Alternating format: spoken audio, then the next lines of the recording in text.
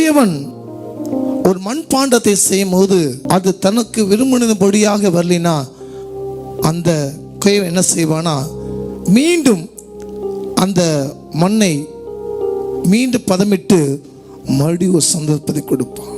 பரம குயவன், நீங்க களிமண், உங்களை பயன்படுத்த ஒரு சந்தர்ப்பத்தை இந்த நாளிலே கர்த்தர் கொடுக்கிறார்.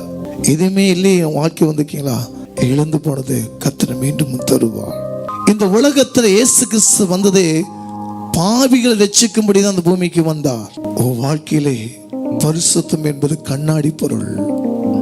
வரங்கள், கனிகள், அபிஷேகம் இலவசமா பெற்றுக்கொண்ட உங்களை அதை பயன்படுத்தணும். இன்னைக்கு தகப்பன், தாய், பிள்ளைகள் தப்பு செய்யும்போது கண்டிப்பா உணர்த்தப்பட வேண்டும்.